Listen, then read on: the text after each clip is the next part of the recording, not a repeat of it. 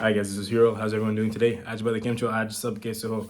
So today I'm going over why having an exact and correct birth time is extremely crucial in Vedic astrology, right? Before I dive into the details, let me just say the high level points.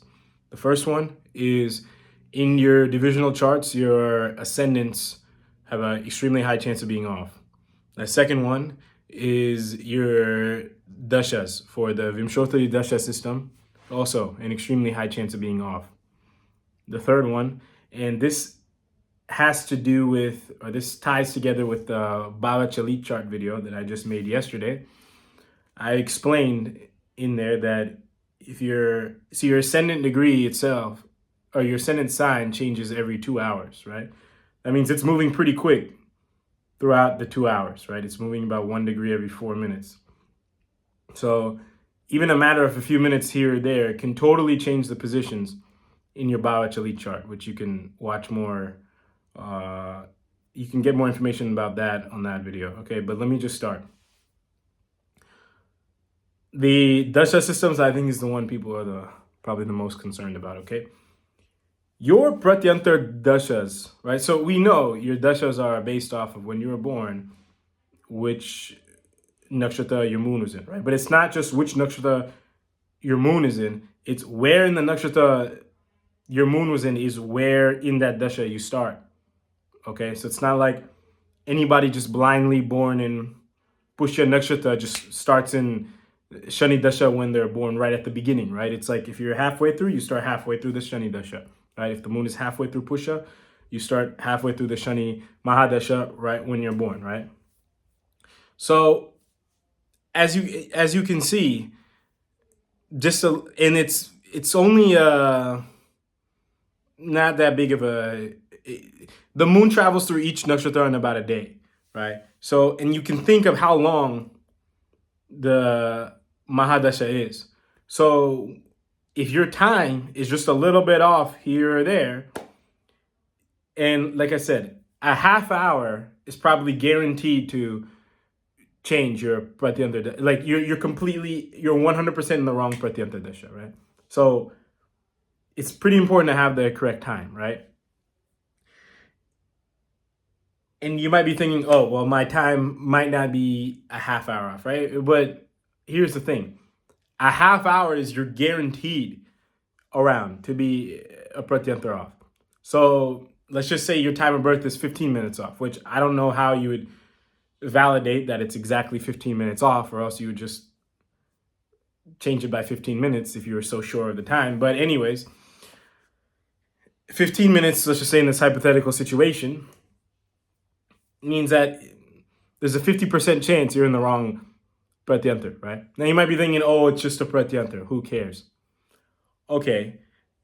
I don't think you would really like it if you didn't know whether you were in a Guru pratyanta or Rahu pratyanta, right? A lot of you guys, you still feel the struggles from Rahu when you go into Jupiter, right? But wouldn't you like to know exactly when the Rahu ends, right? I mean, I think this is just one of the many, many, many examples of why it'd be useful. And this is just from a pratyanta level, right? I'm just talking like 15 minutes. And we're just talking about the exact ending, right? The exact ending of a pratyanta, like you need to have the exact time to know exactly when it ends, right? We're just talking about just being in the right pratyanta period, right? Not even talking about the exact endings and things like that, right? That's another thing. If you want to know exactly when things start and begin, you need to know the exact and correct time of birth, right?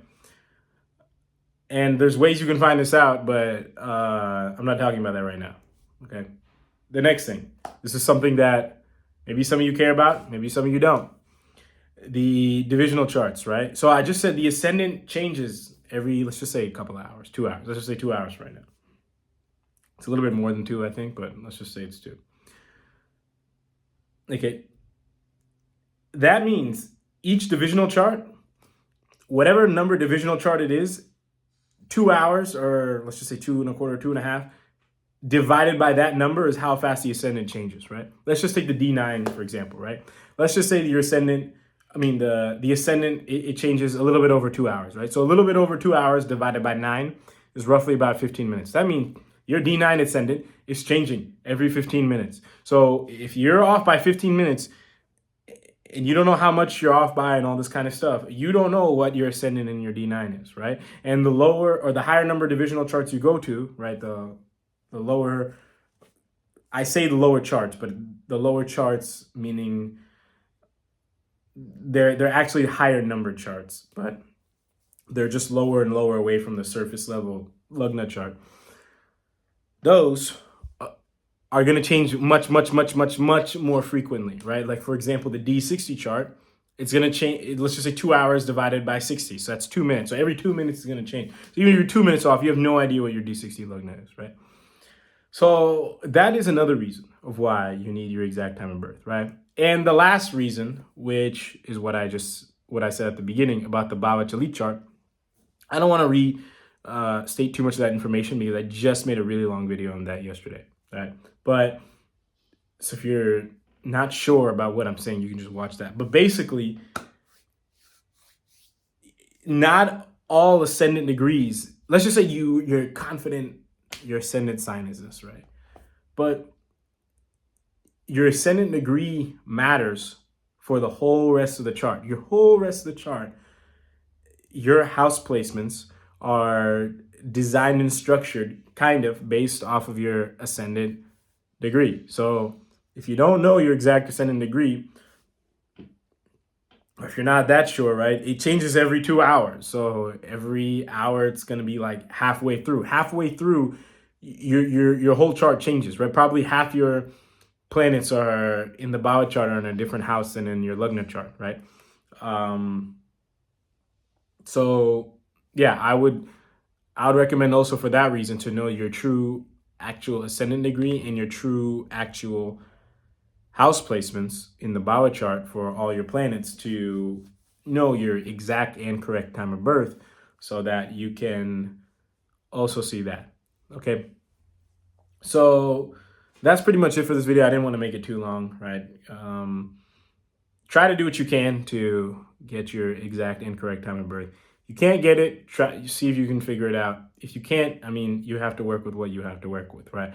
Now, what does that mean? You have to work with what you have to work with. So, for example, if you don't know the exact time in your divisional charts, okay, your house positionings are going to be completely off, but your sign positionings, for the most part, except maybe moon, because moon moves quite quickly, most of the sign placements in your divisional chart should be somewhat accurate, right? For dashas, right? Yeah, pratyanta you might not know, and I said I think pratyanta is pretty important, but if you can't use it, oh well, right? You got to work with what you got. You got to work at the mahadasha level or ideally the antardasha level, but it depends on how off your time of birth is, right? And the last one, your house placements and your ascendant sign, things like that. Again, you're kind of just gonna have to figure it out and feel it out based off of, you're gonna have to go based off of intuition to an extent, if you want to create a Bhava Chalit chart without an exact time of birth to an extent. But as long as you're knowledgeable about the concepts, I mean, if you're that knowledgeable, I would trust that you're gonna do with what you can with whatever knowledge, God passes to you, okay? If he wants you to know it, he'll share it somehow, okay? But that's it for this video. If you have any questions or comments, feel free to let me know. And until next time, I'll talk to everyone later. Thank you all very, very much for watching.